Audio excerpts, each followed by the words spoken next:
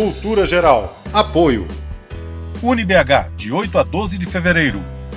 Uma semana de condições imperdíveis para você. Caixa de Assistência OAB Nova Lima. Caminho seguro para os advogados de Minas Gerais. Instituto dos Advogados de Minas Gerais. Mais de 100 anos produzindo conhecimento, igualdade, fraternidade e liberdade.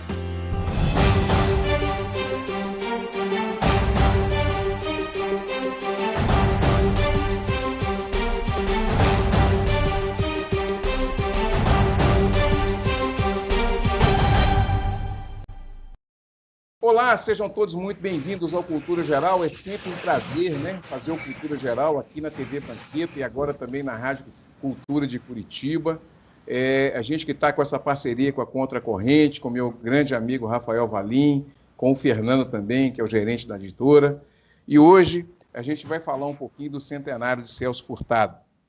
E é muito importante a gente tratar desses assuntos, dessas personalidades, que tinha no campo progressista uma luta ferrenha de inclusão social também, tanto na economia como na cultura, em todos os aspectos da sociedade brasileira.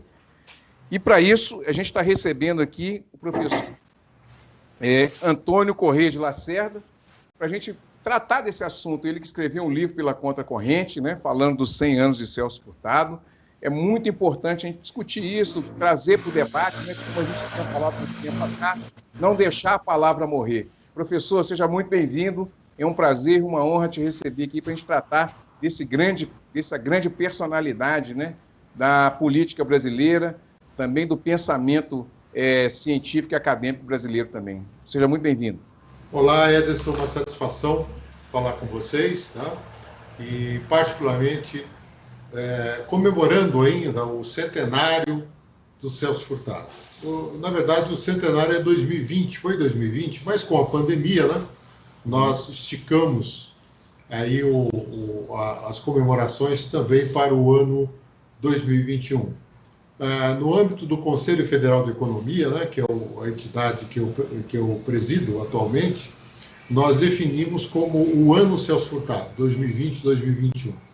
E nós temos aí uma série de eventos comemorativos, e dentre eles o lançamento dessa coletânea, desse livro, Celso Furtado, 100 anos, Pensamento e Ação, pela editora Contracorrente. Professor, fazendo um recorte já nessa fala sua, por que Celso Furtado, pensamento e ação? Porque, na verdade, o Celso Furtado é o principal economista brasileiro. Ele é o economista brasileiro mais importante pela sua vida, pela sua obra e pela sua dimensão internacional. Por motivos alheios à sua vontade, ele teve a sua carreira interrompida aqui no golpe militar, logo após o golpe militar, e ele foi exilado, então ele ficou décadas fora do Brasil e aproveitou esse tempo, obviamente, para desenvolver estudos e atuar como professor visitante, e se tornou também conhecido em outras paragens, como, por exemplo, na própria Comissão Econômica para a América Latina, que é a CEPAL, cuja sede é no Chile. Ele, muito jovem, já trabalhou na CEPAL e depois em outros organismos internacionais e universidades. E o Celso Furtado fez grandes reflexões sobre a questão do desenvolvimento, ou melhor dizendo, do subdesenvolvimento, que é o contrário.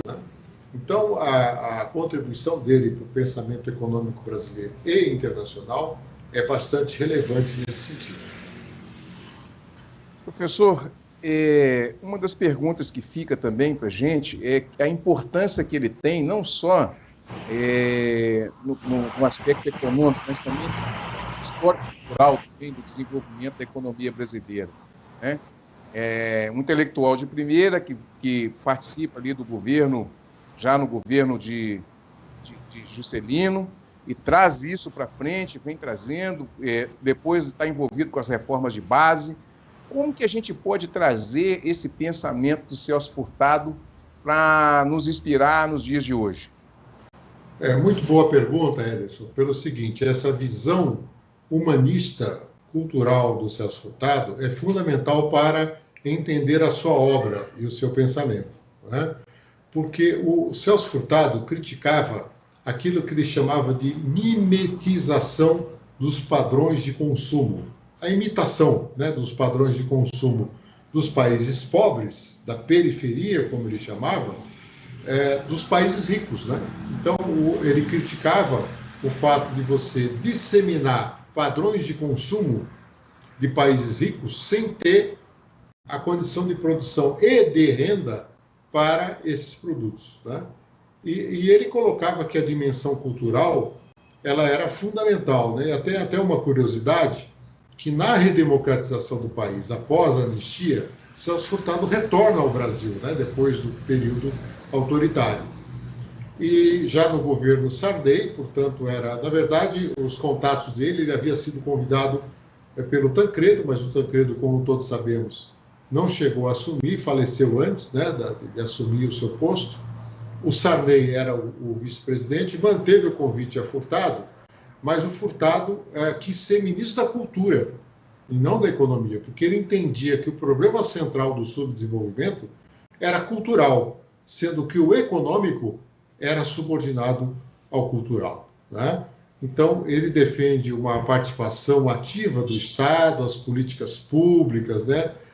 Os instrumentos de Estado para promover o desenvolvimento, né? Então, a grande contribuição do Celso Furtado para isso é a própria definição que ele dá de desenvolvimento. Alguém perguntou para ele como se define desenvolvimento, né? E ele disse, olha, desenvolvimento tem várias dimensões, mas desenvolvimento é ser dono do próprio destino, né? Então, essa contribuição do Celso Furtado, ela é muito interessante para um país com as dimensões, né, multiculturais, multirraciais e, ao mesmo tempo, de grandes contradições, né, de distribuição de renda, de desigualdade regional, como tem o Brasil.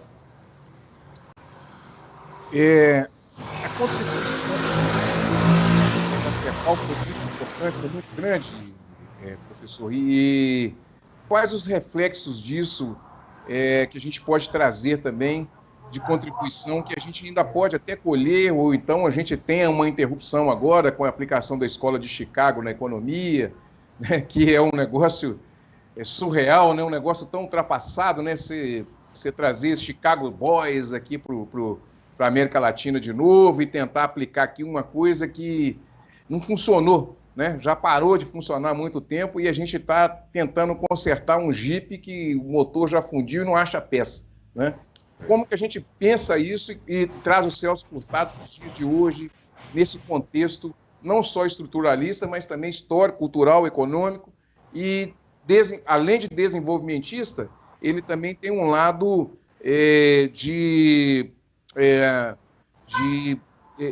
protagonismo do país, né? Então, como é que a gente pensa tudo isso, professor? Isso é interessante a gente observar. O Celso Furtado foi trabalhar na CEPAL, em Santiago, no Chile, né, ainda jovem, e lá ele trabalhou com o Raul Prebisch, que é um economista argentino, que se tornou uma referência na CEPAL, junto com Aníbal Pinto, né, e outros brasileiros que passaram pela CEPAL, como Maria da Conceição Tavares e outros, né? E a CEPAL, ela pensa o desenvolvimento a partir de uma visão latino-americana, né? E um alerta que a CEPAL sempre fez e que é muito válido até os dias de hoje, que seria um engodo os países latino-americanos se restringirem à produção de matérias-primas, as chamadas commodities. O que são as commodities? São aqueles produtos padronizados, como grãos, minério de ferro, petróleo, né? Que é muita característica aqui da região. Por que é um engodo, né, você tentar se desenvolver via esse tipo de produto? Porque ele tem um baixo valor agregado, ou seja, ele gera pouco emprego de qualidade, pouca renda, contribui pouco para os tributos e não gera a capacidade de desenvolvimento do país, né? Então, o que a CEPAL alertava e pregava, e que é muito válido para os dias atuais, não significa você abrir mão das suas vantagens comparativas, daquilo que é natural das nossas economias, né? Aqui na América Latina, de você ter condição de uma grande produção agrícola, de minério de ferro, de petróleo para alguns países, mas de não se restringir a essa produção, né? Você, em paralelo a isso, desenvolver a sua própria indústria. O Brasil logrou êxito nessa tarefa de viabilizar a indústria, né? Há 100 anos, o Brasil era uma grande fazenda de café, né? E chegou a crise de 1929 e o Brasil foi obrigado a dar uma resposta. E a resposta foi ao modelo de substituição de importações, com um incentivo à industrialização do país. E 4 décadas depois, já na década de 70, o Brasil já era uma das 10 mais industrializadas economias do planeta. Então, ele viabilizou esse processo. Infelizmente, a partir dos anos 80, ocorreu o que Celso Furtado chama de a construção interrompida, que é o título de um livro dele de 1992, né? Brasil, a construção interrompida. Ele destaca o seguinte: o Brasil tinha um projeto de desenvolvimento, passou por ditadura, democracia, voltou à ditadura, voltou à democratização, mas lá com a inflação e a estagnação dos anos 80, perdeu esse rumo, caiu no neoliberalismo pós-anos 90 e não conseguiu mais se desenvolver. Né? Então, a grande questão que fica para o Brasil é recuperar o seu processo de reindustrialização com base na chamada indústria 4.0, né, da tecnologia 5G, das telecomunicações, da nanotecnologia, da robótica, né, enfim, das grandes transformações que ocorrem na economia global, né, e reverter esse processo perverso de desindustrialização que o Brasil convive já há algumas décadas. Professor, nós podemos dizer que a leitura de Celso Furtado ela é contemporânea? Ela é contemporânea e necessária, né? Principalmente não apenas pela contribuição que ele dá em termos econômicos, culturais, sociais, mas também no seu método de análise, né? Esse método histórico-dedutivo, né, aplicado pelo Celso Furtado, de entender a dinâmica econômica a partir de uma visão histórica, sociológica, né, política, ela é fundamental para você reconstruir as bases de um diagnóstico para a economia brasileira, latino-americana de uma forma geral, mas também de um projeto de desenvolvimento. A visão de capitalismo dele, a visão dele de desenvolvimento, capitalismo, ela tem muita referência para hoje também, a gente pensar assim que a gente está vivendo também em outras pautas que eu fiz anteriormente, né? Nós discutimos aqui Brasil e América Latina e falamos das grandes corporações que valem mais do que os estados hoje, né? E me parece que o Celso já tinha uma visão, até com relação ao consumo, muito ligada também a essa coisa da importação de costumes, né? Isso. Essa ideia dele de capitalismo e o capitalismo moderno, ele tinha essa leitura que dessa condição predatória do capital, ele solto, ele realmente é muito predatório. Isso procede no pensamento de Celso Furtado? Sim, Celso Furtado ele foi muito influenciado pelo Keynes, né? John Maynard Keynes, que é considerado o principal economista do século XX, um inglês que participou, inclusive, da Conferência de Bretton Woods, lá em 1944, né? E o Keynes tem uma visão muito clara do capitalismo regulado, né? E com uma forte participação do Estado. E Furtado, muito influenciado por Keynes, defende muito o planejamento, né? Por exemplo, uma das contribuições do Celso Furtado no Brasil foi a criação da SUDENE, né? A Superintendência de Desenvolvimento do Nordeste, que visa exatamente corrigir as grandes deficiências, as grandes debilidades de renda e regionais que há no Brasil.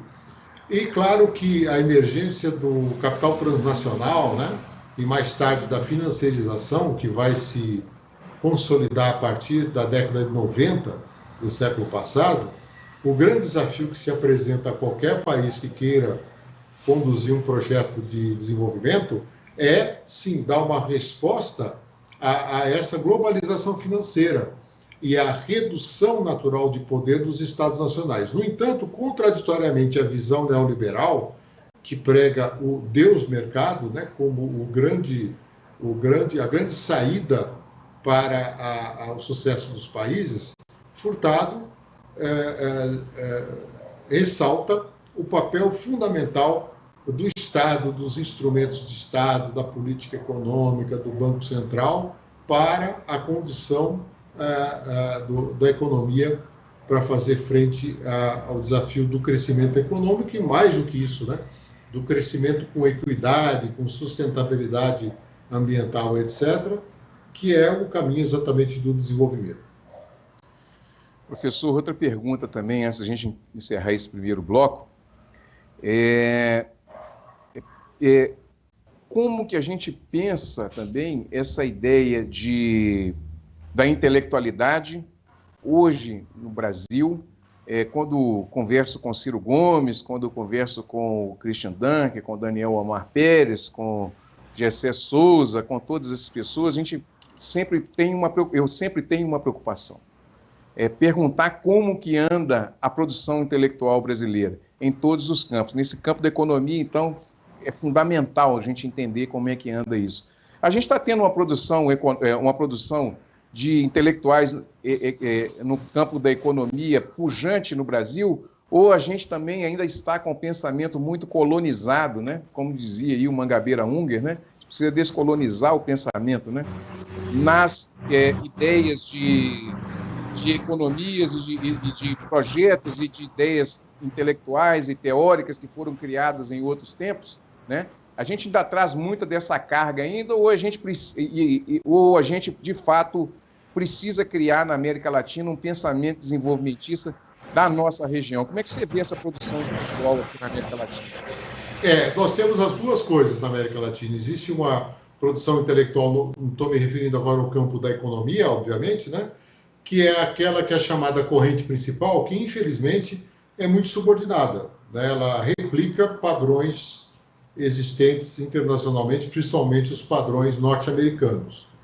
Mas nós temos centros aqui de estudos no Brasil, eu me orgulho de fazer parte de um deles, que é a PUC de São Paulo, né, onde temos um curso de graduação e de pós-graduação em economia política, resgatando o Celso Furtado e grandes outros pensadores brasileiros, né, que exatamente se propõe a criação de alternativas, né, para um desenvolvimento brasileiro. Né?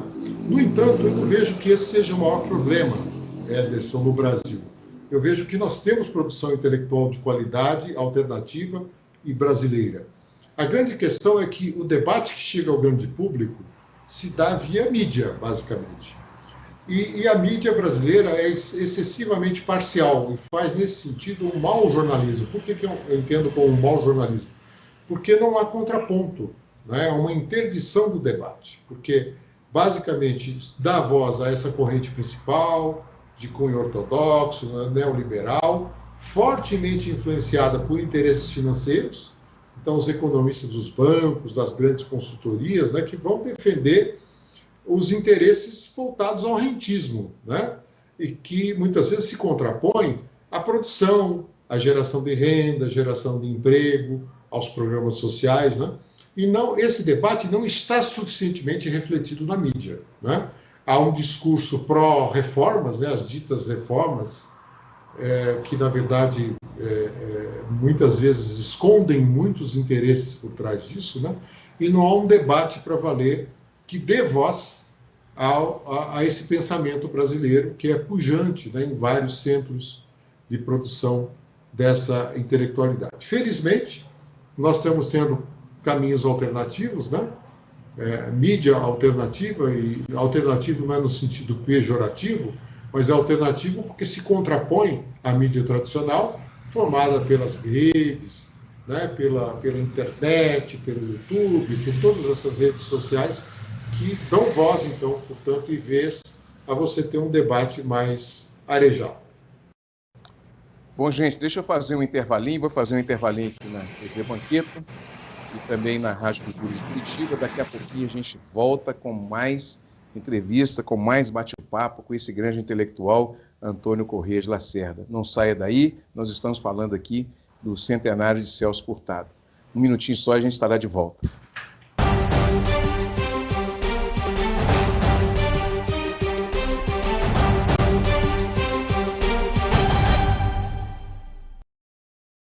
A Terra só tem um pouquinho de água. dessa torneira todo dia ligado.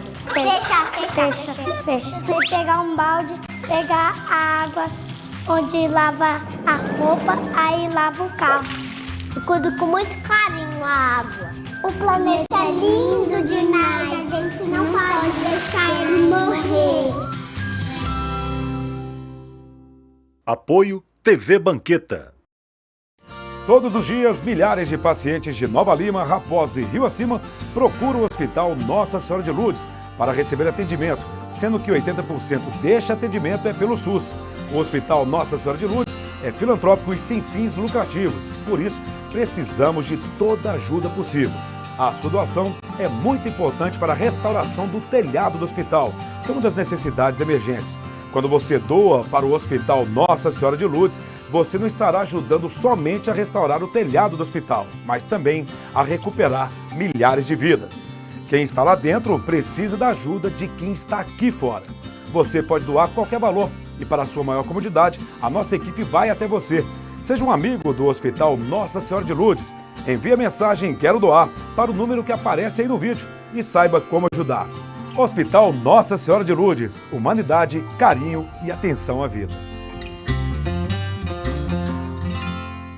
Apoio TV Banqueta. Se liga dessa torneira todo dia ligado. Então saindo toda a água. Nossa, Deus. Fecha. Senão o planeta vai ficar todo vazio. Tudo vai ficar seco. Se acabar a água dos planetas mexendo, vão morrer a gente também. Até a árvore. A gente tem que cuidar do planeta para não acabar. Apoio TV Banqueta.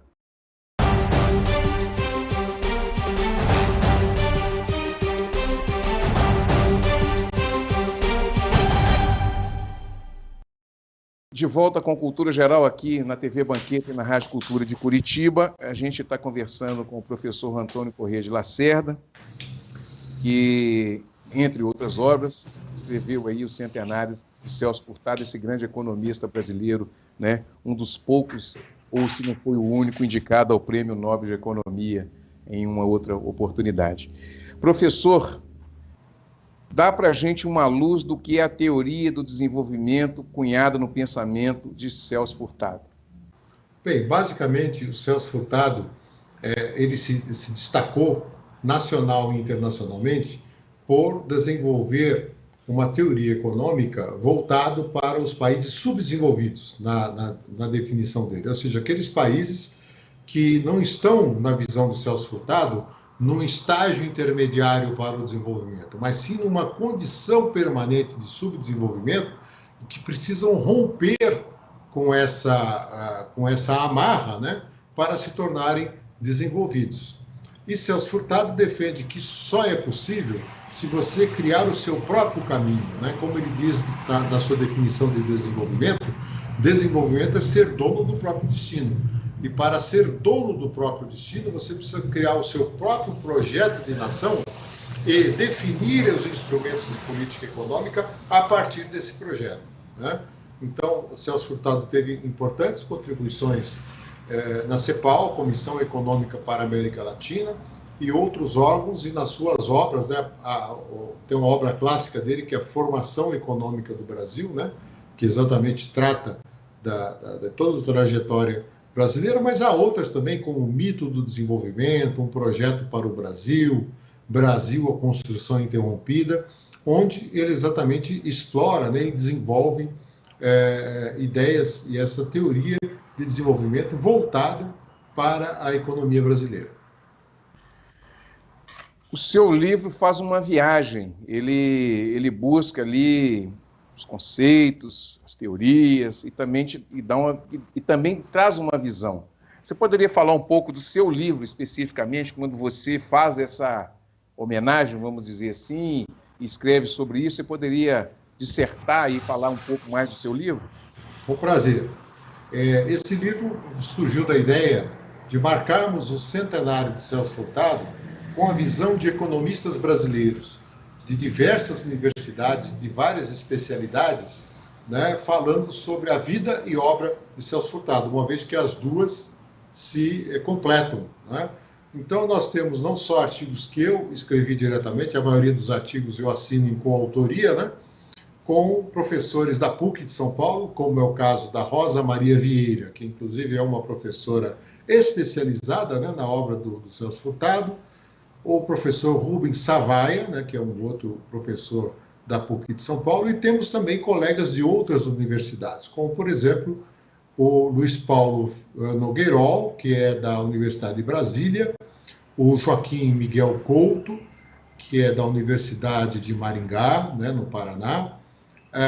Temos jovens economistas também, que a gente trouxe para o livro exatamente para trazer a nova geração para uma reflexão do Celso Furtado, como é o caso do André Paiva, que é um ex-aluno da PUC, hoje professor em várias universidades, e o Davi Decache, que atua em Brasília como economista, né, assessor parlamentar, enfim, um jovem brilhante, né? Então, essa conjugação entre a experiência e a juventude, numa reflexão sobre a obra de Furtado, é que nós trazemos nesse livro Celso Furtado, 100 anos, Pensamento e Ação, numa reflexão sobre os caminhos brasileiros a partir da realidade que a gente vive hoje.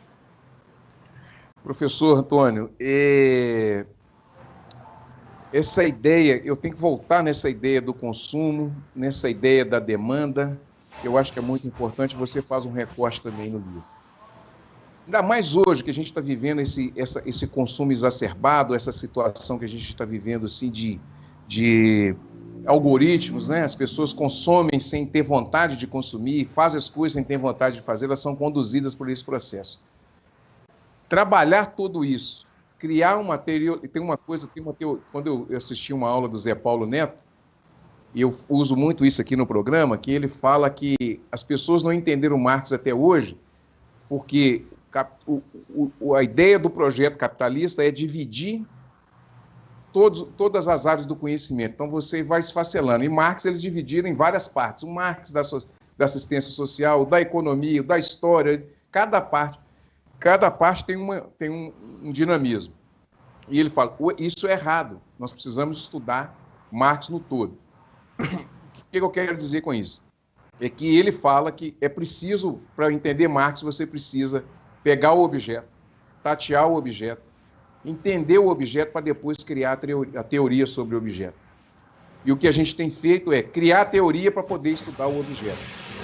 Então, quando o Celso Furtado traz essas ideias, quando ele cria a Sudene, quando ele participa do governo de Juscelino, depois ele vai para as reformas de base, depois ele vai para o Ministério da Cultura, é uma forma de tatear o objeto, né, no meu entender. Entender o que a gente está acontecendo, o que está acontecendo hoje, com relação ao que ele falava lá atrás, de desenvolvimento, de consumo, a ideia de entender o consumo para você não viver só de produtos primários, né? É fundamental voltar nele hoje para a gente entender todo esse contexto e entender a nossa relação com o consumo, a nossa relação com o capital e com essa volatilidade que a gente está vivendo das relações humanas, principalmente ligada à economia. A obra de Furtado nos traz luz, né, sobre essas grandes questões que se apresentam do ponto de vista econômico, que, como você bem ressaltou, elas não são estritas da economia, elas têm a ver com a história, com a política, com a sociologia, com a antropologia, enfim, com todas as demais ciências humanas, né? Então, a contribuição do método furtadiano está nessa linha. E, particularmente, quanto ao papel do Estado e o papel das contas públicas, de questionar algo que fizemos num livro anterior, também pela Contracorrente, que é o mito da austeridade, né? Onde a gente se contrapõe à visão do chamado Estado mínimo, né, que é uma aberração já de origem, né? Quer dizer, é uma contradição em termos, porque o Estado não tem que ser mínimo, não tem que ser máximo, tem que ser o Estado adequado aos desafios que se apresentam para uma determinada nação, né? E no Brasil, pós-2015, especialmente, se fez valer essa visão da chamada austeridade fiscal, né? Por isso que o livro se refere ao mito da austeridade, que é aquela ideia de que se o Estado contrair os seus gastos, isso vai trazer a confiança, e a confiança é que vai trazer o crescimento. Ora, Furtado se contrapõe absolutamente a essa visão, no momento em que ele defende a criação de um mercado de massas, né? Um mercado consumidor adequado à nossa capacidade produtiva e, junto com isso, atrelado a um projeto de desenvolvimento. É isso que vai trazer o ciclo virtuoso do desenvolvimento, né? Não é o contrário, né? Que você vai importar padrões de consumo e vai restringir a ação do Estado para você obter o sucesso, né? E o resultado disso, em termos de política econômica, desse equívoco, né, do que eu chamo do mito da austeridade, tem sido no Brasil, nos anos em que eu citei, nos últimos 5, 6 anos, a recessão, quando não um crescimento econômico pífio, né, e evidentemente com uma incapacidade de geração de emprego e renda, né, concentrando a nossa já extremamente concentrando ainda mais, né, a nossa renda. Professor, vou fazer mais um intervalo, daqui a pouquinho a gente volta com a parte final dessa entrevista maravilhosa. Eu quero explorar atualidades com o professor Antônio Corrêa de Lacerda sobre o que a gente pode pensar daqui para frente nesses momentos tão voláteis, né, tão líquidos que a gente tem vivido em todas as relações da humanidade, aqui nesse caso específico aqui no Brasil. Não saia daí, é um minutinho só. A gente volta daqui a pouquinho aqui na TV Banqueta e na Rádio Cultura de Curitiba.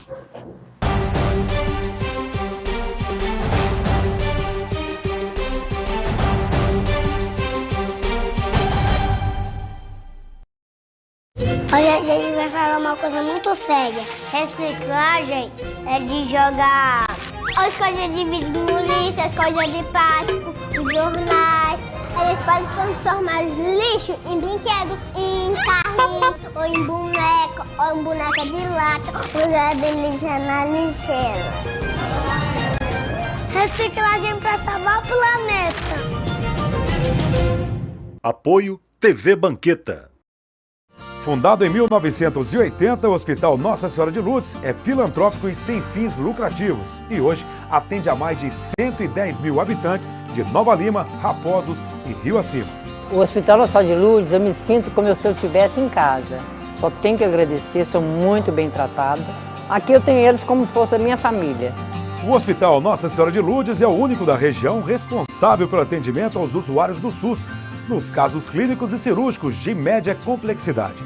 Possui pronto atendimento adulto e pediátrico com funcionamento 24 horas, contando com plantonistas da pediatria, clínica médica, cirurgia, ortopedia, obstetrícia e anestesiologia. E ainda conta com serviço de hemodiálise e um centro de tratamento intensivo. Hospital Nossa Senhora de Lourdes, humanidade, carinho e atenção à vida.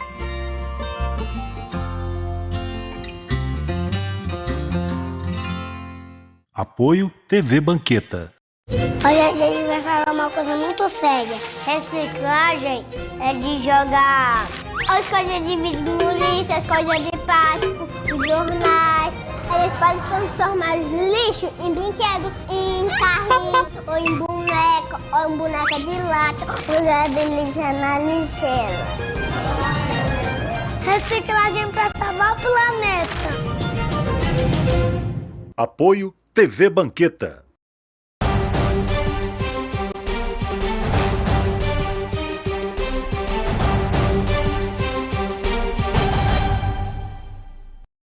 De volta com o programa Cultura Geral, aqui na TV Banqueta e na Rádio Cultura de Curitiba. Nós estamos entrevistando o professor Antônio Corrêa de Lacerda.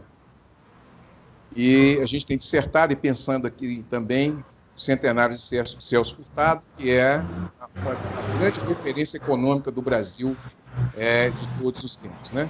Professor, nós temos alguma saída daqui para frente? A gente pode vislumbrar alguma saída além da não morte da palavra, né? Desses espaços que a gente tem para a gente poder, pelo menos, discutir minimamente aquilo que a gente produz intelectualmente, aquilo que se escreve, né? dar um fio de esperança para as pessoas, né, que têm pensado o Brasil, têm pensado a economia do Brasil e têm pensado toda essa situação que a gente está vivendo. Como é que a gente pode começar a pensar um Brasil um pouco descolonizado nesse contexto que a gente vive eurocêntrico e protestante às vezes e nesse momento chicaguiano que a gente está vivendo, Chicago Boys, né, que a gente está vivendo na economia? Pois é, o Brasil vive, infelizmente, um retrocesso, né, do ponto de vista político, cultural e, consequentemente, econômico, né, exatamente porque o atual governo, né, que embora tenha sido eleito, eu não uso a palavra eleito democraticamente, eu vou sair um pouco aqui da economia, porque é fundamental falar isso. Sem sombra de dúvida. Na verdade, muita gente diz assim, mas ele foi eleito democraticamente. Ele foi eleito, mas democraticamente eu questionaria. Por quê? Primeiro, porque não apresentou em nenhum momento o seu plano de governo, né? Sempre usou subterfúgios, depois teve a chamada facada, que até hoje não ficou muito claro se houve ou não, mas o fato é que ele não apresentou, mesmo antes da facada, qualquer projeto de desenvolvimento, né?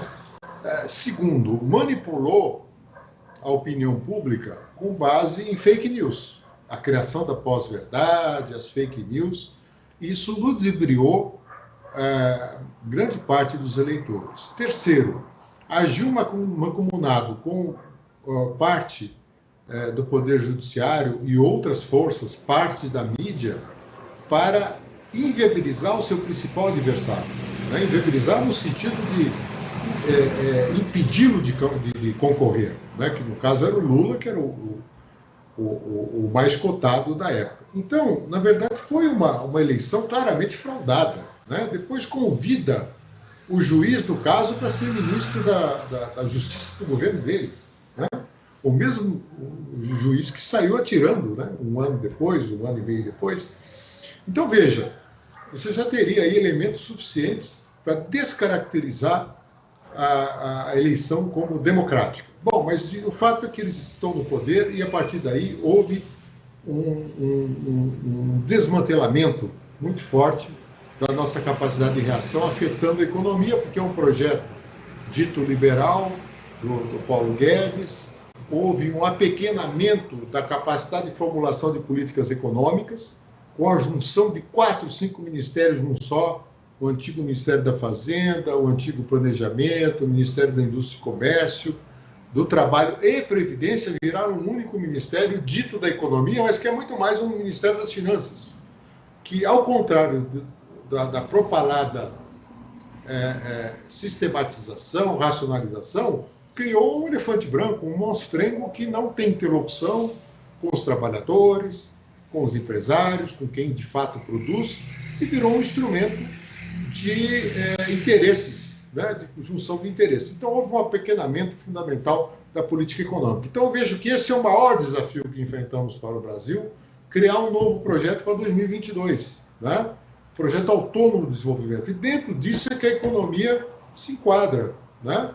Então, resgatar os grandes pensadores brasileiros, dentre eles Celso Furtado, para a construção de um grande projeto de nação, adequado, sim, aos novos desafios impostos pela indústria 4.0, né, pela nanotecnologia, pela tecnologia 5G das comunicações, e dar uma resposta a isso. Quer dizer, não é voltar ao passado, é não desprezar o passado para construir o futuro. Então, isso é que se apresenta como um grande desafio.